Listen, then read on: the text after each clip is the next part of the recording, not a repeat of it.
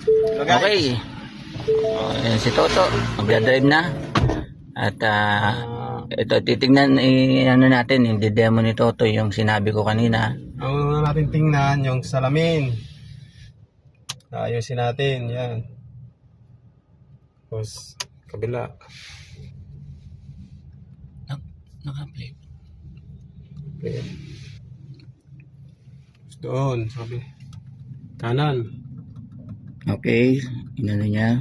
In-adjust niya yung Okay. side mirror. Tapos, seat belt. Then, okay, very good. Tinignan niya. Tapos, bago tayo magbaba ng handbrake, cambio muna tayo para di masira kagad ang makina. Okay. Ayos. Tapos, signal. Ayan na mga guys, mga nakatutok sa page natin. Ayan po yung proper, ano. Kikita niyo po. Hindi po bigla-bigla tayong magkukuha ng linya na kahit na sabihin natin nakasignal tayo, pero dapat meron tayong distance o yung safe distance doon sa mga approaching vehicle. So ito na, moving na tayo. So ito yung, tingnan nyo yung hawak ni Toto ng kanyang manibela. So yan po yung proper, ano. Hindi po kung saan nilalagay, hindi po pwedeng isang kamay.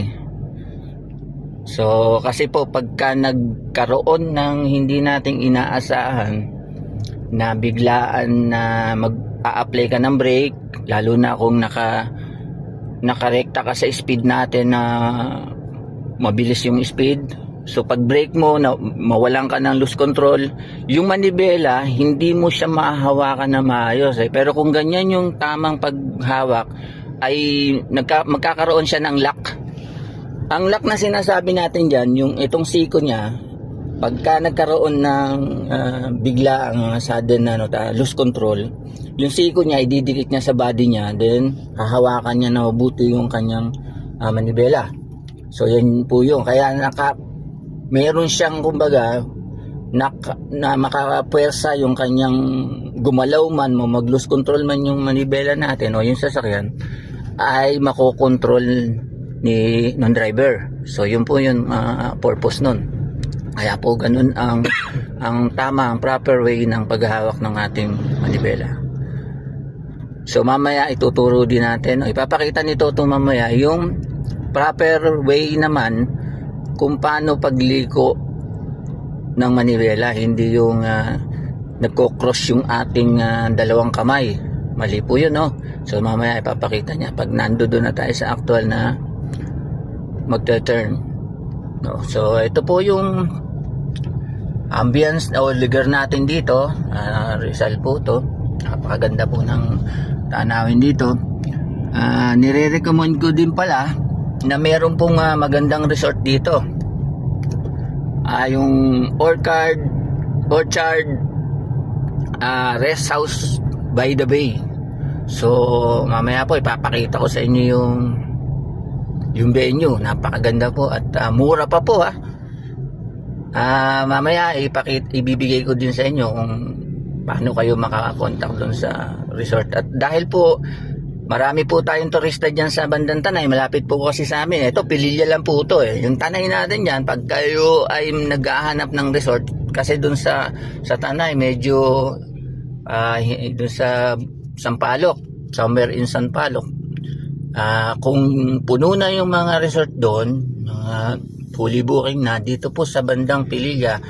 Ang venue po natin, yung address, dito po sa Kisaw, Sitio Barak, Pililla Rizal.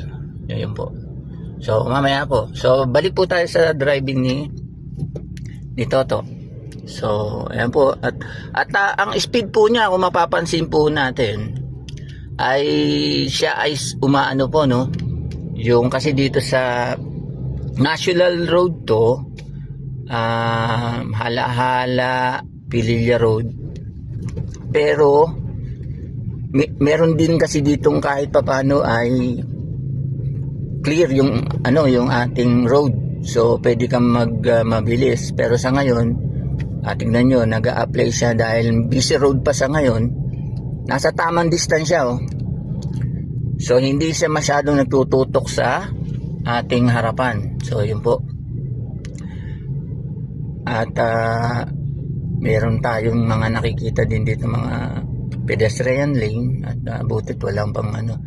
Kung makatsamba tayo, ay papaliwanag din natin yung tamang ng pagdaan sa pedestrian lane.